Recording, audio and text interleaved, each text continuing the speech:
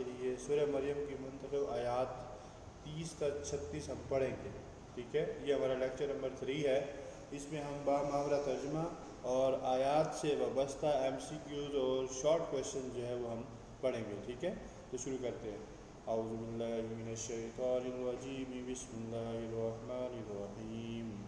رب اشرح لی صدری ویسر لی امری واحلل عقدۃ من لسانی یفقہوا قولی۔ اللہم صل علی محمد وعلی آلہ وبارک وسلم۔ آیت نمبر 30 ہے۔ اس میں حضرت عیسیٰ علیہ السلام کا معجزہ بیان فرمایا جا رہا ہے، تو توجہ کیجیے گا۔ قال انی عبد اللہ، وہ بچہ بول اٹھا بے شک میں اللہ کا بندہ ہوں۔ آتانی الکتاب وجعلنی نبیا، اس نے مجھے کتاب عطا فرمائی اور مجھے نبی بنایا۔ اب اس آیت سے وابستہ جو مختصر سوالات ہیں ان میں ایک سوال یہ بن سکتا ہے کہ حضرت عیسیٰ علیہ السلام کے کس معجزے کا بیان ہے؟ تو آپ جواب دیں گے کہ حضرت عیسیٰ علیہ السلام نے اپنی ماں کی گود ہی میں کلام فرمایا۔ آپ علیہ السلام نے فرمایا کہ میں اللہ کا بندہ ہوں، ٹھیک ہے؟ اس کے بعد دوسرا سوال کیا بنتا ہے اس میں کہ حضرت عیسیٰ علیہ السلام کے اس قول سے کس غلط عقیدے کا رد ہوتا ہے؟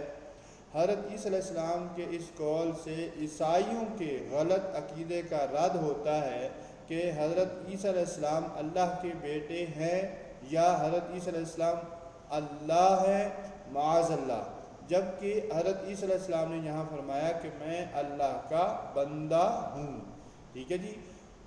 تیسرا سوال جو بنتا ہے کہ حضرت عیسیٰ علیہ السلام کے جواب سے کن حقائق کی وضاحت ہوتی ہے؟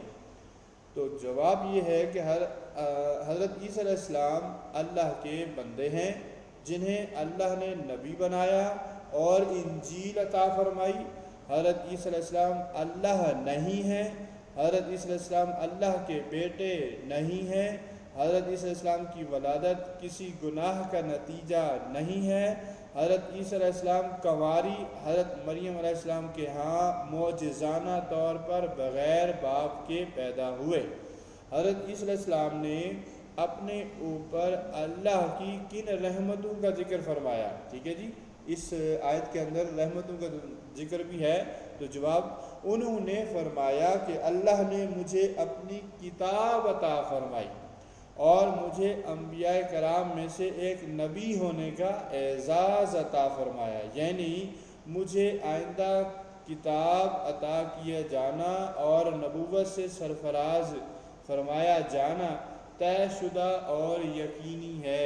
یہ اس آیات سے وابستہ یہ شارٹ کویشچن آپ سے پوچھے جا سکتے ہیں۔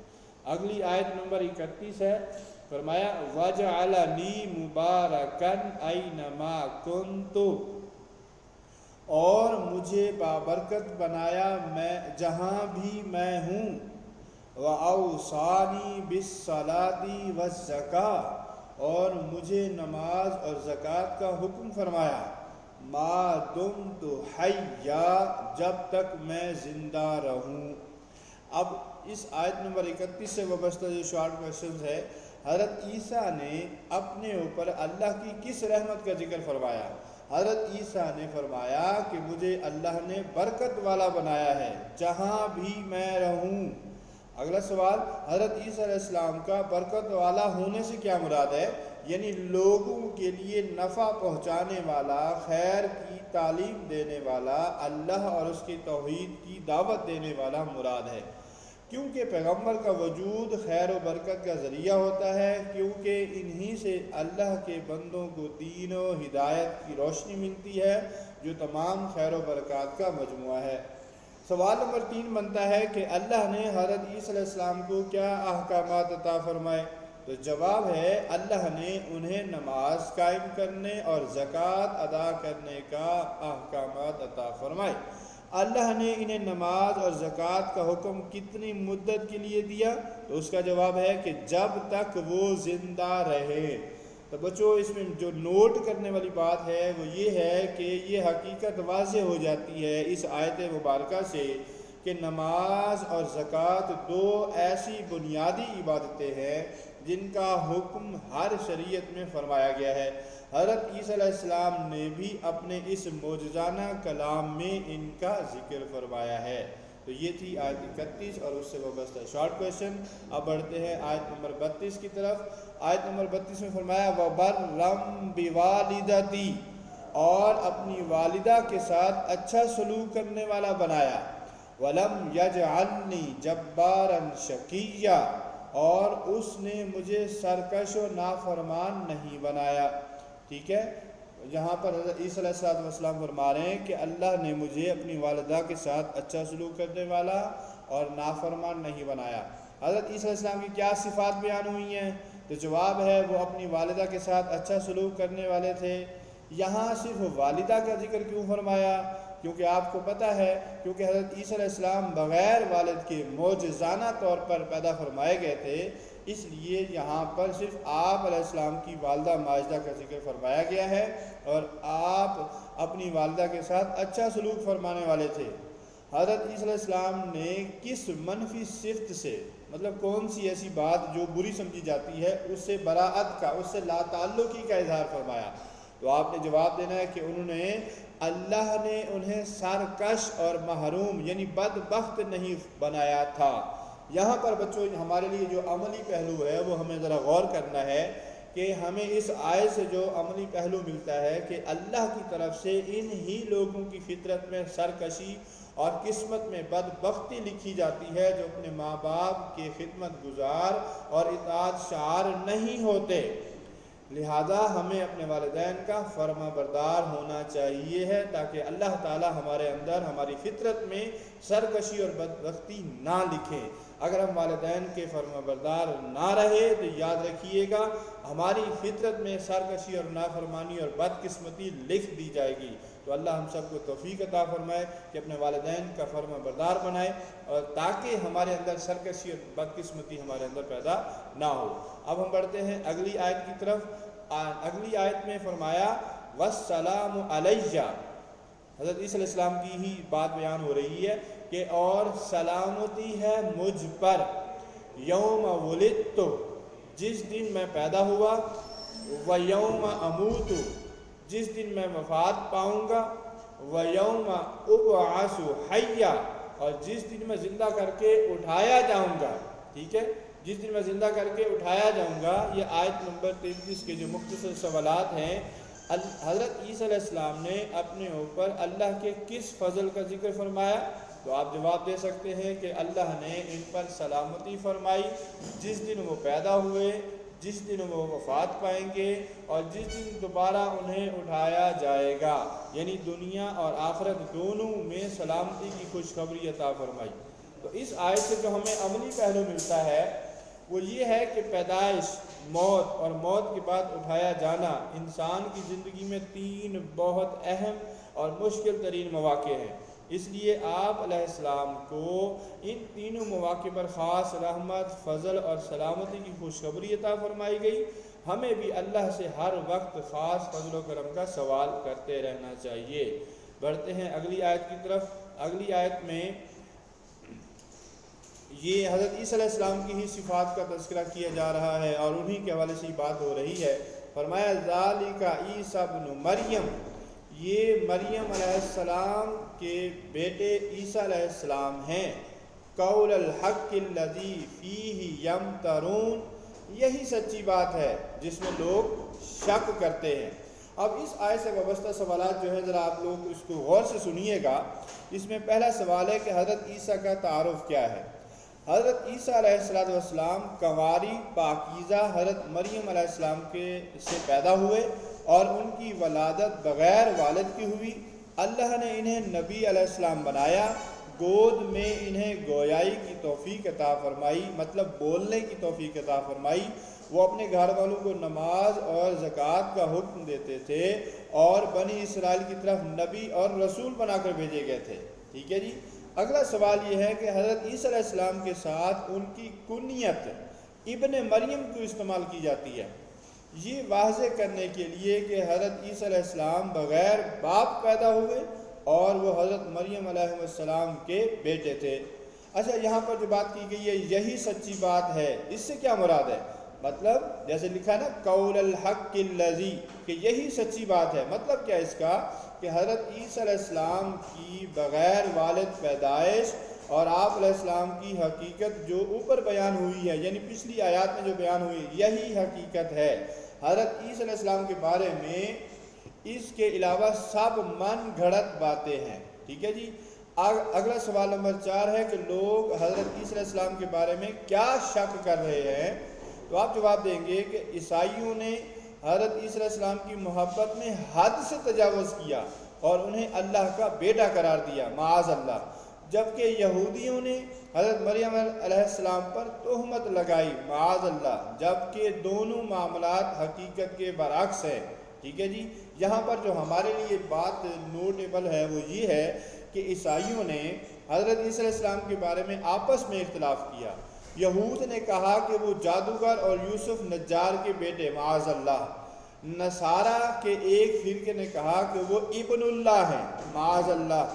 کیتھولک فرقے نے کہا کہ وہ ثالث ثلاثہ، یعنی 3 خداؤں میں سے تیسرے ہیں۔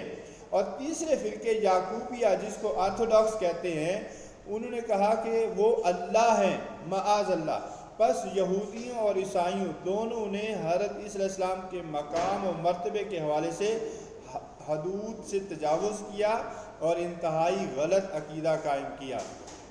وہ یہ ہے کہ وہ اللہ تعالیٰ کے ہاں معجزانہ طور پر، اللہ تعالیٰ نے حضرت مریم علیہ السلام کے ہاں انہیں معجزانہ طور پر پیدا فرمایا۔ وہ اللہ کے بندے، اللہ کے بھیجے ہوئے نبی اور اللہ کے رسول تھے۔ اگلی آیت کی طرف بڑھتے ہیں۔ اگلی آیت میں فرمایا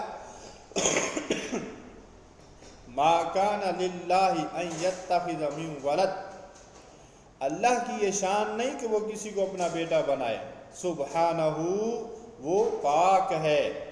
اذا قضا امرا، جب وہ کسی چیز کا ارادہ فرما لیتا ہے، فانما یقول له کن فیکون، تو اس سے یہی فرماتا ہے کہ ہو جا، تو وہ ہو جاتی ہے۔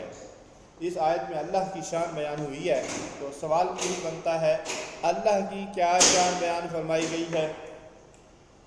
اللہ کی جواب یہ ہے کہ اللہ کے شایان شان نہیں کہ وہ کسی کو اپنا بیٹا بنائے۔ اللہ کے لیے اولاد کا ہونا کیوں اللہ کی شان کے خلاف ہے؟ تو جواب ہے انسانوں کے لیے اولاد کا نہ ہونا ایک عیب ہے، لیکن اللہ کے لیے اولاد کا ہونا عیب ہے، کیونکہ نہ اللہ نے بوڑھا ہونا ہے، نہ اللہ پر موت آنی ہے۔ اللہ ہمیشہ سے ہے، ہمیشہ رہنے والا ہے، اسے کسی اولاد کی حاجت، ضرورت نہیں ہے۔ اس کے بعد سوال نمبر 3 بنتا ہے کہ اللہ کے لیے بیٹا یا بیٹی کا تصور کرنا کیسا ہے؟ اللہ کے لیے بیٹا یا بیٹی کا تصور کرنا شرک ہے، اور شرک کرنا کیسا گناہ ہے؟ شرک بدترین گناہ ہے، جس کی اللہ معافی نہیں فرماتا سوائے اس کے کہ آدمی خود سچی توبہ کر کے شرک چھوڑ دے۔ بغیر والد بیٹے کا پیدا ہونا بظاہر ناممکن ہے، اس کا کیا جواب دیا گیا ہے؟ اللہ کی شان بیان کی گئی ہے کہ جب اللہ کسی کام کرنے کا ارادہ فرماتا ہے تو وہ فرماتا ہے کہ ہو جا، تو وہ کام ہو جاتا ہے۔ چنانچہ اللہ کے لیے بالکل مشکل نہیں ہے کہ وہ حضرت عیسیٰ علیہ السلام کو بغیر باپ کے پیدا فرما دے۔ اب اگلی آیت اور آخری آیت جو ہے ہمارے آج کے سبق کی، وہ ہے وَإِنَّ اللَّهَ رَبِّي وَرَبُّكُمْ فَاعْبُدُوا، اور بے شک اللہ میرا اور تمہارا رب ہے تو اسی کی عبادت کرو۔ ھذا صراط مستقیم، یہی سیدھا راستہ ہے۔ یہاں پر رسول اللہ صلی اللہ علیہ وآلہ وسلم کی دعوت کو بیان کیا گیا کہ آپ نے دعوت کیسے دی، تو اس کا جواب ہے کہ آپ نے فرمایا اللہ میرا اور تمہارا رب ہے، بس اسی کی عبادت کرو، یہی سیدھا راستہ ہے۔ اب عبادت کسے کہتے ہیں؟ شرعی اصطلاح میں عبادت کا مفہوم ہے کہ معبود کے سامنے اپنے آپ کو انتہائی عاجزی میں جاننا اور اس کے لیے انتہائی تعظیم کو تسلیم کرتے ہوئے اس کا اظہار کرنا۔ اس کے معنی کے لحاظ سے عبادت کا مستحق صرف اللہ ہے، یہ کسی اور کے لیے جائز نہیں، جیسا کہ اللہ کا فرمان ہے اور آپ کے رب نے حکم فرمایا کہ تم اس کے سوا کسی کی عبادت نہ کرو۔ البتہ اللہ کے احکام کے مطابق زندگی گزارنا اور زندگی کے تمام گوشوں اور شعبہ جات میں حضور نبی کریم صلی اللہ علیہ وآلہ وسلم کی تعلیمات اور اسوہ حسنہ کے مطابق عمل درآمد کرنا بھی عبادت شمار ہوتا ہے، جس پر اللہ تعالیٰ اجر عظیم عطا فرماتا ہے۔ سوال نمبر 3 ہے، سیدھے راستے سے کیا مراد ہے؟ سیدھے راستے سے مراد وہ راستہ ہے جس کی طرف قرآن مجید نے رہنمائی فرمائی ہے، جس کا ذکر سورۃ النساء آیت نمبر 29 میں آیا ہے کہ یہی وہ سیدھا راستہ ہے جو انسان کو اللہ تک پہنچا دیتا ہے اور اللہ کی رضا کے مقام جنت تک لے جانے والا ہے۔ اسی راستے کی دعا ہم سورہ فاتحہ آیت نمبر 5 میں مانگتے ہیں کہ قرآن کا راستہ ہی اللہ کی انعام یافتہ بندوں کا راستہ ہے، ہمیں ان کے اس راستے کی پیروی کرنی چاہیے۔ تو بچوں، یہ تھا آج کا ہمارا لیکچر۔ اگلے لیکچر کا انتظار کیجیے گا۔ اگلے لیکچر ہم سورہ مریم کے مشقی سوالات جو ایکسرسائز میں شارٹ کویشچن اور MCQs دیے گئے ہیں ان کے جوابات لیں گے۔ Thanks for watching, thank you very much, السلام علیکم۔